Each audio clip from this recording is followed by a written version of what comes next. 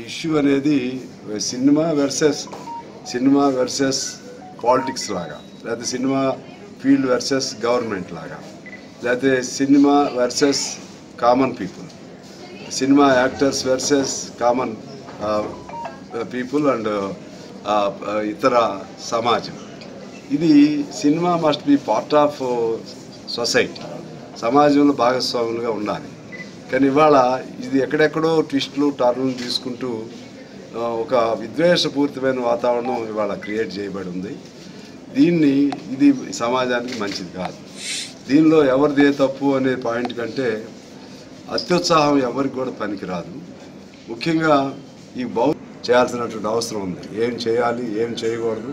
అలా చేయకపోతే ఇష్టారాజ్యంగా వాళ్ళకేమో సెన్సార్కి కూడా ఇక వాళ్ళకి కూడా వాడు ఎవరు బాగా బడ్జెట్ పెట్టి 100 కోట్లు పెట్టి అదేదో సామాన్యుడు 4,000 5,000 టికెట్ బెనిఫిట్ షోలు కొని సినిమాలు చూస్తారు.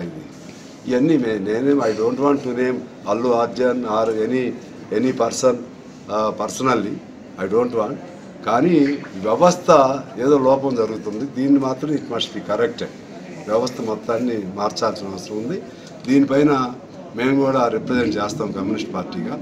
ముఖ్యమంత్రి గారు మంచో చెడు ఆ అంశాన్ని అంతా రోజు చక్కగా వివరించారు. మేము అందరం కూడా ఉన్నాం. దాని ద్వారా ఇవాళ అది అంతటితో ఆగలేదు.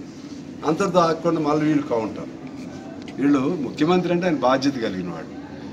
బాధ్యత కలిగిన అతను మాట్లాడాడు. కొన్ని రాజకీయ పార్టీలు ఇమీడియట్గా దాన్ని రాజకీయం చేశారు. రాజకీయం చేసినప్పుడు ముఖ్యమంత్రి తప్పదు, సమాధానం చెప్పక తప్పలేదు. రాజకీయ పార్టీ ఎందుకు రాజకీయాలు అన్నింటినీ రాజకీయం ఎందుకు చేయాలి? జరిగింది యాక్చువల్లీ సపోజ్ ఆడ మనిషి చచ్చిపోయింది. మనిషి చచ్చిపోతే మరి కేసు పెట్టాలా వద్దా? పోలీస్ డ్యూటీ చేయాలి కదా. మనిషి చచ్చిపోయింది కాబట్టి ఎవరు తప్పు లేదని వదిలేస్తారా? ఎక్కడో తప్పు జరిగినట్లే కదా. ఎక్కడో తప్పు జరిగింది, దాని లోపలికి వెళ్ళి పోలీస్ కేసు పెట్టాలి. పెట్టాలంటే రీజన్ ఏమిటి? వాళ్ళు కూడా ఆర్డర్ ఆఫ్ ప్రయారిటీకి ఇచ్చారు. ఇవన్నీ చూసుకుని సందు దొరికిందే చాలు కదా అని చెప్పి కొన్ని రాజకీయ పార్టీలు అటో ఇటో సైడ్స్ తీసుకుని సపోర్ట్ చేయటం, దీన్ని we వెహిమెంట్లీ condemn such kind of